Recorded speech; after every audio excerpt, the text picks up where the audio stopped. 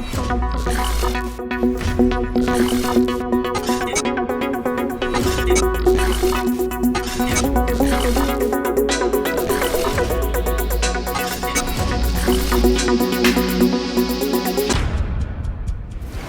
programang magbibigay sa atin ng inspirasyon at magpapatibay sa ating determinasyon. Ito ang Positibong Kwentuhan with John Paul Siniel.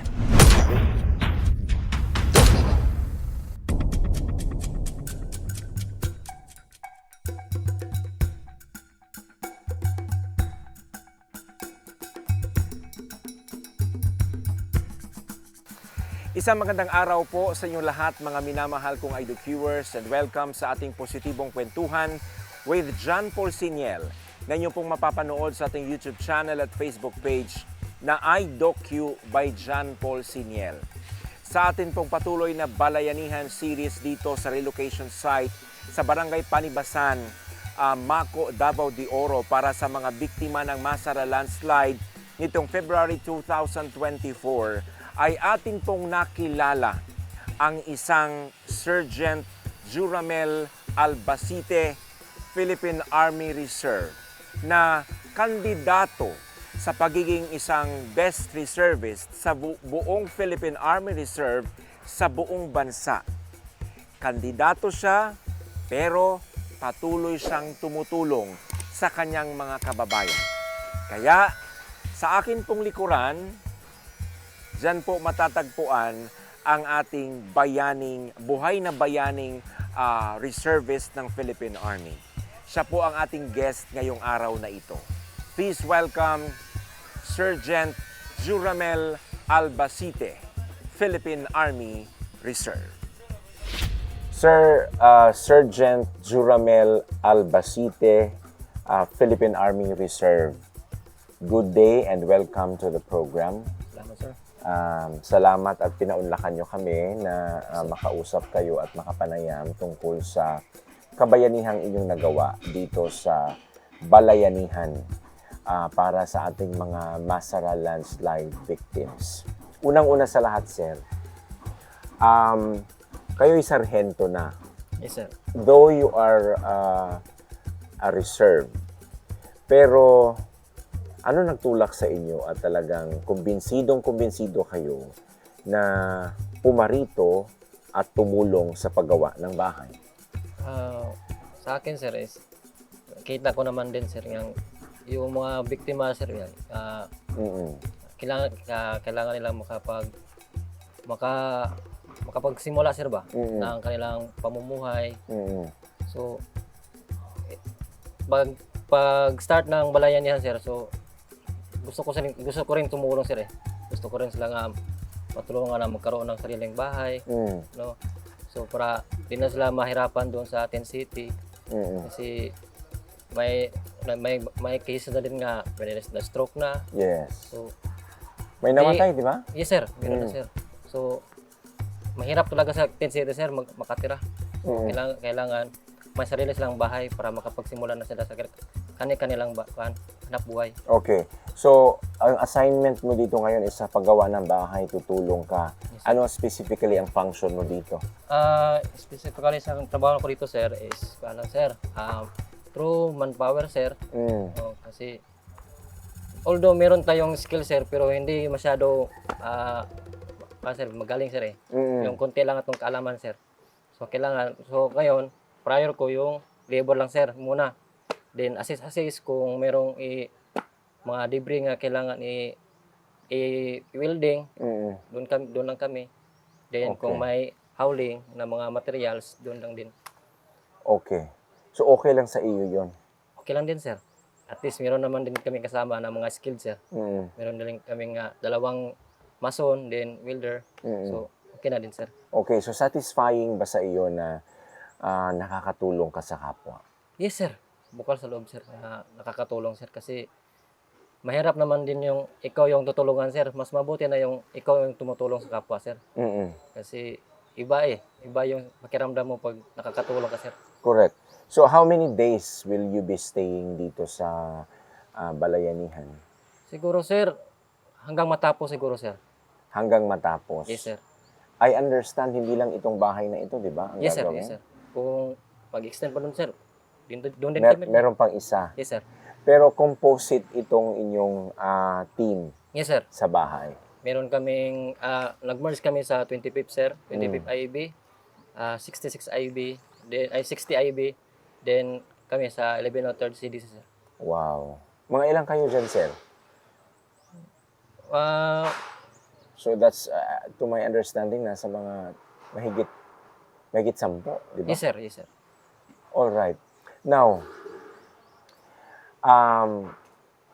ikaw ay tumulong, pero in the past, kasi alam ko naman, naintindihan ko na ang trabaho talaga ng ating mga reservists, kasi I was doing a documentary tungkol sa mga reservists ng Philippine Army, but ito'y nandoon sa 2202nd Red Reserve Infantry Brigade, Yes, sir. and I was covering 1105th. Yes, sir. Dito sa inyo, 1103rd Yes, sir. naman, Yes, sir. under 2201st. Yes, sir. Tama? Na Red Reserve Infantry Brigade. Yes, sir. To my understanding, ay talagang in the absence of the presence of the regular members of the Philippine Army, nandoon kayo. Yes, sir. Pero this time, may ano naman, meron naman tayong mga regular members na nandiyan. Yes, sir. Yes, sir. Pero nandyan pa rin yung ating mga reservists. Mga ilang kayong reservists ang nandito ngayon? Sa ngayon, sir, 4 kami, sir. 4. Yes, sir. So at least may contribution si Philippine Army Reserve. Yes, sir. Yes, sir. Tama. And kasi nga, in the absence of the regular, nandun kayo. Yes, sir. Pero this is not the only kabayanihan that you did. Yes, sir. Di ba? Kaya nga napansin kita dahil base sa information na aming natanggap, kayo pala'y kandidato Yes, sir. sa pagiging best reservist sa buong Philippine Army, sa buong bansa. Kwan, sir, for region, kwan, sir, Davao region, sir. Kwan, yung, tawag nito. Nirekomenda lang ako, sir, Ng RCDG. ng RCDG, sir, na maging isa na papabilang sa kwan, best enlisted reservist, sir. Best enlisted reservist. Kasi may best officer reservist. Yes, sir. Yes, sir. So sa enlisted tayo kasi kayo sarhento. Yes, sir. Yes, sir. All right. So you will be representing RCDG 11. Yes, sir. So dahil ito'y 11 RCDG, so you will be competing with other RCDGs na reservists sa buong bansa. Yes, sir. Tama? Bakit ikaw ang nirekomenda? Hindi ko rin alam, sir. Kasi siguro, para lang sa akin, sir, yung mga trabaho lang, sir, eh. Yung pagbulon. Kung anong mga humanitarian na assistance lang gawin, yun lang din, sir. Hindi ko naman din ini-expect yung mga kapalit, sir. Okay. Yung mga awards, sir, siguro, hindi ko naman din kaya ini-expect, sir. Okay. Matanggap ko din, sir. So, para sa akin lang, sir, wala akong makita sa sarili ko, sir, na kuan. Wala ka makita. So, sa akin lang, sir, trabaho lang, sir. Pero sila may nakita sa inyo for sure. Sir. Kasi nirekomenda kayo. Yes, sir. Sige nga, let me understand kung ano-ano itong mga pinanggagawa mo dito sa Davao de Oro at naisip ng RCDG 11 o 11 RCDG na kayo ang inominate. Siguro, sir, kaya nagsimula ako sa pagiging reservist, sir, noong 2019. Then, at the start, sir, pumasok din si COVID-19, sir, eh. Okay. So, doon, sir, that time, nagsimula na ako, sir, na mag-serve sa ating bansa through border checkpoint. Kuan kami, sir. Secure kami sa mga border lines. So, Saan banda yan? ako, sir, na-assign ako, sir, sa Ulaycon. Barangay Ulaycon ng Mongkayo. Yes, sir. Yes, sir. Barangay Ulaycon. Then, pagka morning, doon sa, naman, sir, sa Red Cross na naman ako, sir. Philippine Red Cross, Davao de Oro chapter. Okay. So, nag-volunteer na po din ako, sir, doon sa border ng Caraga at Davao de Oro. Mm. So, yan lang sir, hanggang sa kuan, natapos ang kuan sir. May awarding naman doon na ganun. Tapos, Mm. patuloy lang sir hanggang sa dumating naman yung matinding pagbaha Mm. doon sa barangay February yan or January? February sa Magading sir. 2024. Yes sir. Okay, tapos? Tapos sir, nag-serve lang kami doon sir, nag-rescue lang kami doon sa mga nabahaan. Nag-rescue lang, ha? Yes sir. Nag-rescue sir. Nag-rescue kami sa mga taong nabahaan sir, yung mga di nakatawid kasi malaki na yung tubig. Yun sir. Then present sir yung mga landslide nga doon sa kuan sir, sa Mongkayo. Yun sir. Giling present yung sa Masara. Yun sir, trabaho lang talaga sa akin sir. Then hindi ko naman in-expect yung mga awards na natanggap sir. Okay, pero nagsimula kayo ng 2019, private pa kayo niyan. Dapat sir, pero yung natanggap ko kasi na rank sir Rango. is Sergeant agad sir. Kasi Sergeant agad. product ako ng ROTC sir. I see. Yes, sir. Product kayo. Advance ROTC ako sir. So for officer yan. Yes sir. For officer sir. Pero yun nga, sarhento muna. Yes sir. Supposed to be dapat sir private eh.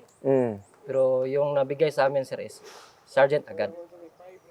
Sergeant agad. So pasalamat na rin kami sir kasi wala na rin mga hadlang sir eh. So patuloy lang sir. Hindi anong mga humanitarian assistance, yun. Oo. Yun lang. Basta ang notable na mga trabaho mo bilang reservist is yung pagtulong mo sa pagbaha, sa paglandslide, Yes, sir. saka yung COVID-19. Yes sir. Then yung sa mga Masara victim sir. At night sir, nandun kami sir. Sa Grabe. area sir. Grabe yan. Yes sir. Pero yung normal mong trabaho, kasi to my understanding, ang reservist ka, meron kang civilian na trabaho. Yes sir. Ano ang civilian mong trabaho? Sa civilian ko na trabaho sir, isang habal-habal driver sir. Yes sir. Habal-habal driver. Yes sir. Yung Skylab sir. Oo. Yes sir. Yung namamasada ko sir. Yun lang sir. Araw gabi. Yan, sir. Yan trabaho ko sir. Wow. Yes sir. And yet, you decided to become a reservist. Yes sir.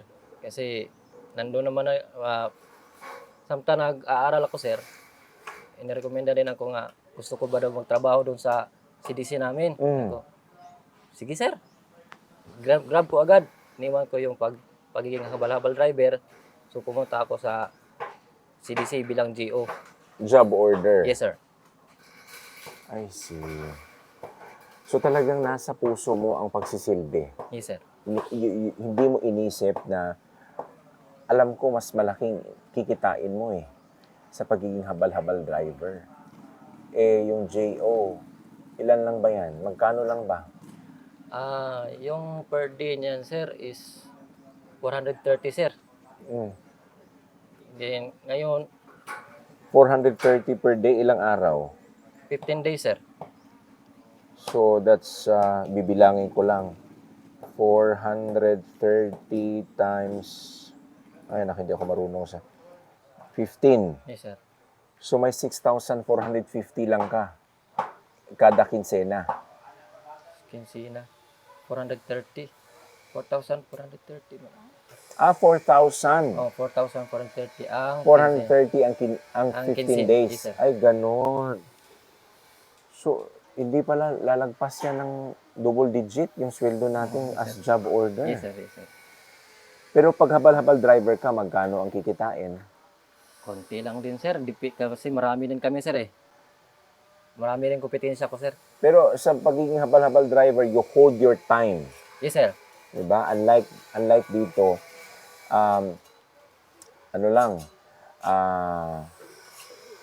hawak ng CDC yung time. Yes sir. Tama? Pero talagang pinili mong magsilbi sa bayan. Yes sir. Bakit? Bakit gusto mong magsilbi? Siguro sir, kasi nag-aspire din ako na sir na makapasok lang sa Philippine Army sir. Bilang isang regular sir ba. Mm. So, baka ito din yung way na maka ma-recognize din ako. Eh, hindi naman sa ako sir, pero gusto ko din sir eh. Gusto ko din makatulong. Isa pa, nag-aspire rin ako kasi makapasok din, mapabilang. So, true volunteer lang sir. Kahit paunti-unti. At least, malaman ko kung ano yung Philippine Army talaga. Mm. Dito lang ko nagsimula sir, baka by the near future, makapasok din. Ano, sir, yung sa akin sir. Okay, pero ano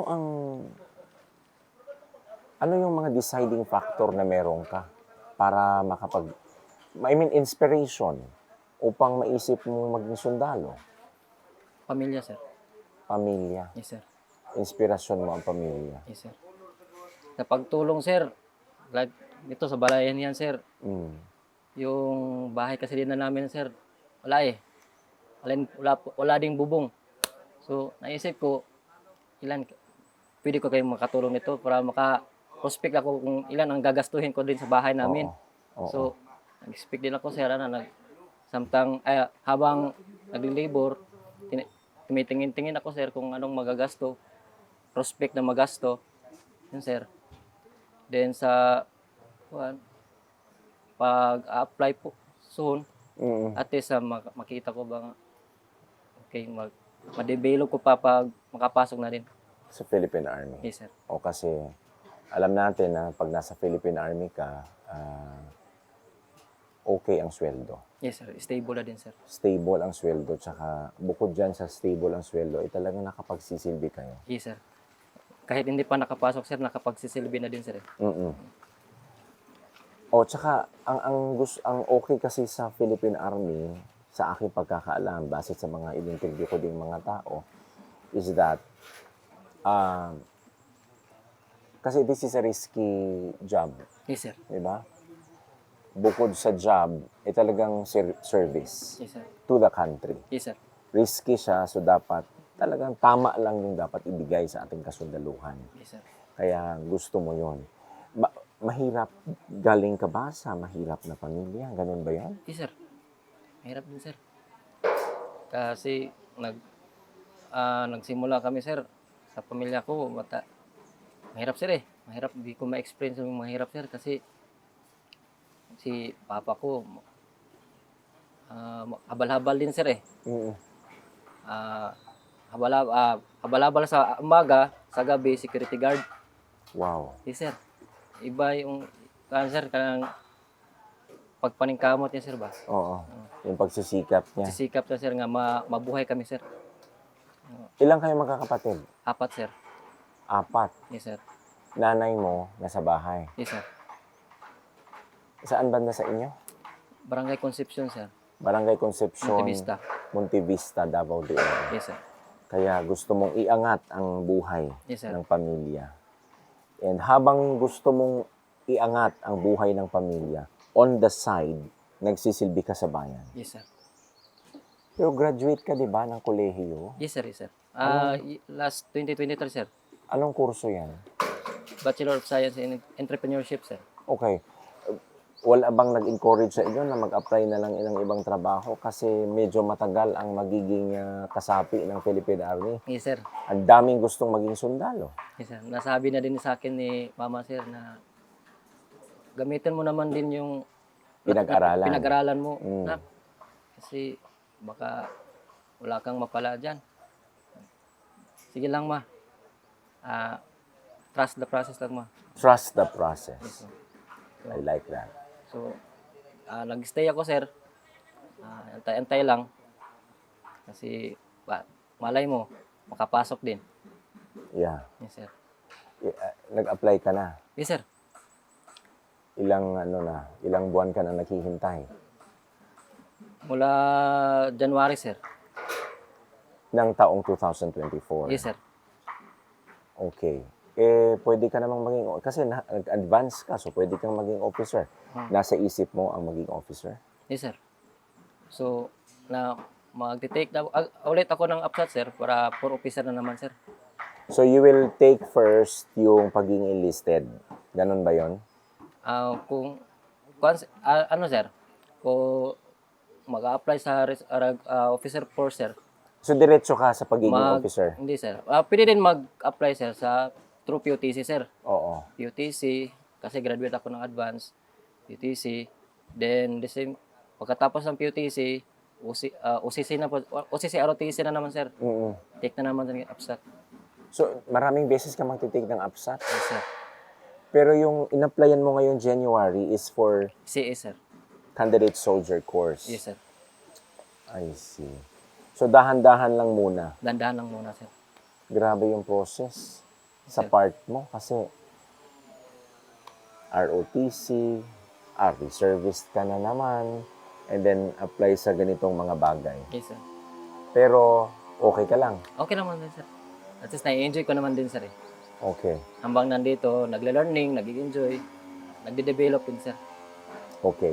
Mga IDOCuers, medyo nagsimula na po ang ingay dito sa area kung saan kami nagkakandak ng panayam dahil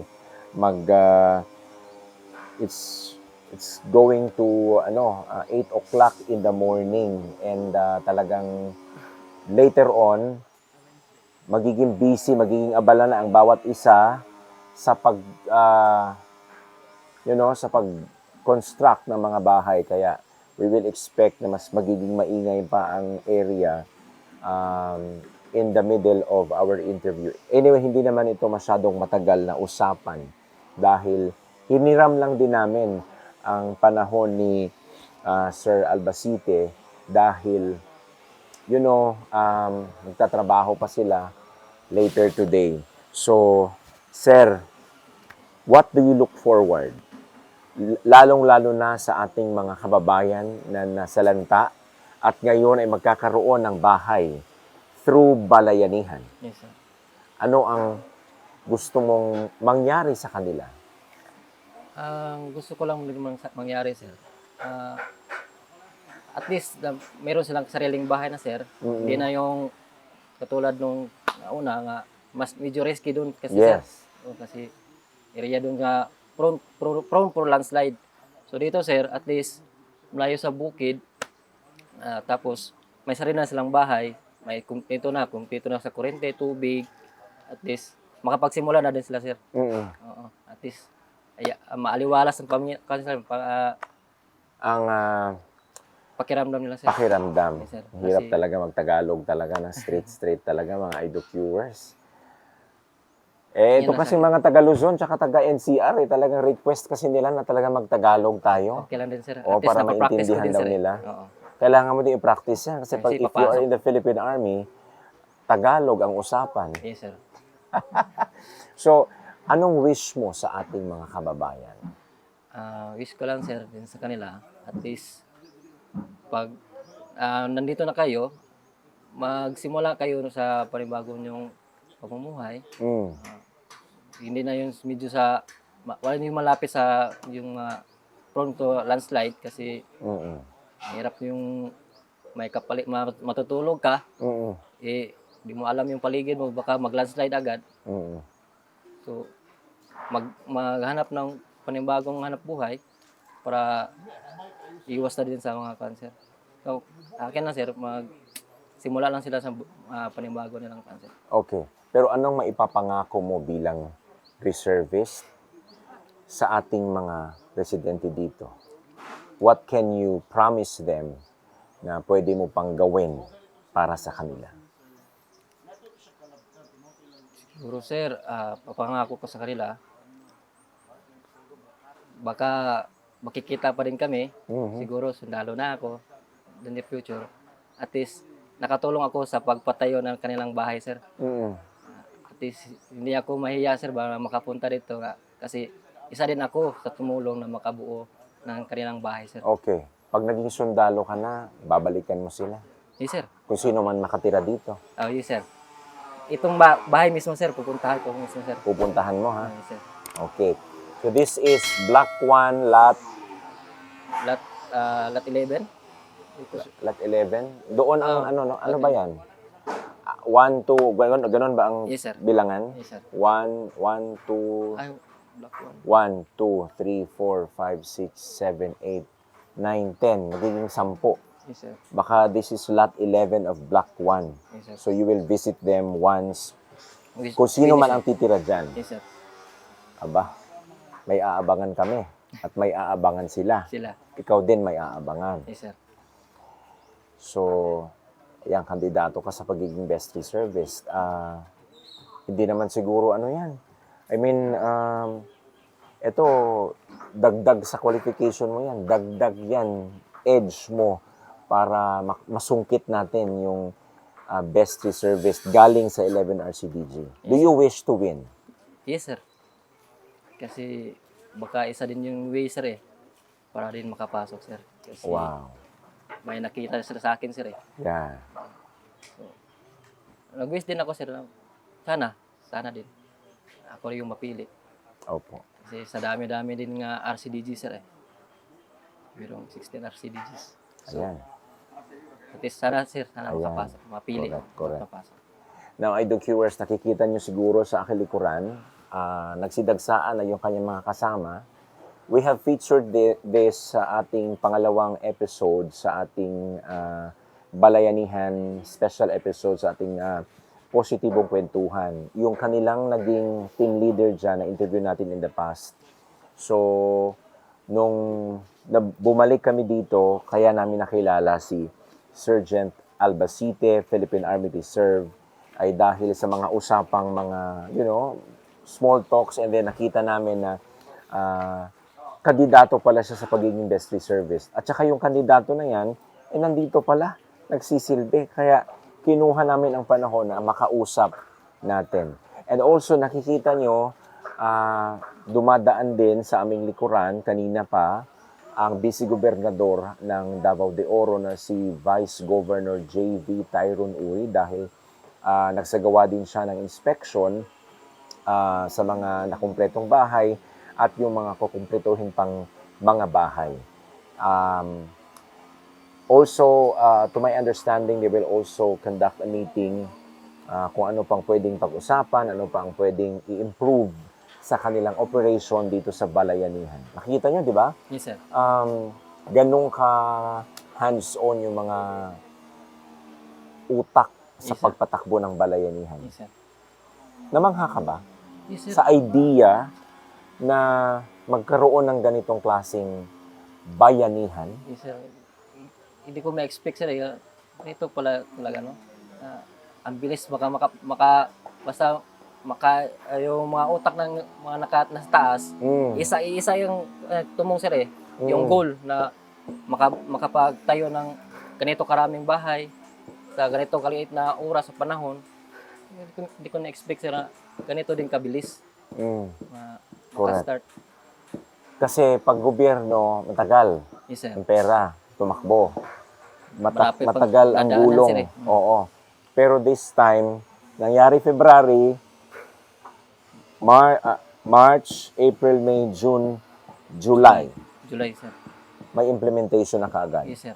Hindi government na pera, utak lang ang pinatakbo, kapal ng mukha, magandang relasyon sa kapwa, at may bahay ang mga biktima. Yes, sir. Tama? Yes, sir. So sana, sir, pag kayo'y naging candidate soldier, makapasok bilang enlisted, at makapag-apply pagiging officer, at maging officer, ay gamitin natin Yes, sir. sa tama, sa wasto, ang iyong nakamit na tagumpay at makakamit na tagumpay. Alright, we wish you the best. Yes, sir. Sana masungkit natin ang Best Reservist Award Sana, sa sir. buong Philippine Army Reserve. Yes, sir.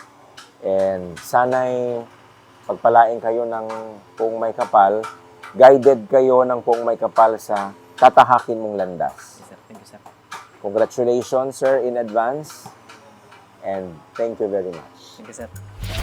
Maraming salamat po sa inyong lahat, mga minamahal kong IDOCuers, sa patuloy niyong pagsubaybay, pagtangkilik at pagsuporta sa video na ito, sa episode na ito tungkol sa buhay at kabayanihang ginawa at pinamala sa atin ni Sergeant Juramel Albacete, Philippine Army Reserve. Maraming salamat din po sa pagkakataon na tayo'y pinasilip niya ng kaunti sa kanyang buhay tungkol sa kanyang pagtulong sa kanyang mga kababayan, sa kanyang mga kapwa taga Davao de Oro.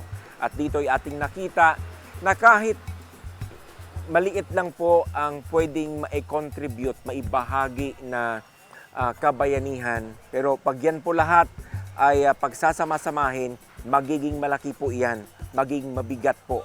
At ang isang napakalaking trabaho, aktibidad ay matatapos dahil silang lahat ay nagtutulungan. At kabilang yan, kabilang po ang contribution ni Sergeant Juramel Albacete, Philippine Army Reserve. Kaya maraming salamat sa kanya at ang ating, kagaya ng sinabi ko kanina sa ating panayam, sana'y makamit niya ang mithiin at layunin niya sa buhay na maging isang regular na sakop ng Philippine Army. Sa inyong lahat po, thank you once again for watching this video. Kung hindi pa po kayo nakapag-subscribe sa ating YouTube channel, please do subscribe. iDocu by John Paul Siniel. And for you to be alerted once we have new uploads, please do click the notification bell. You can also send your comments and suggestions to our email address flashed on your screen o hindi kaya sa ating messenger sa Facebook. You can also like and share our Facebook page, still the same name, iDocu by John Paul Siniel. Sa Ginoo, ang himaya ug dungog, to God be the glory, hangtod sa sunod nato, nga positibong kwentuhan with John Paul Siniel. Ito ang positibong kwentuhan with John Paul Siniel.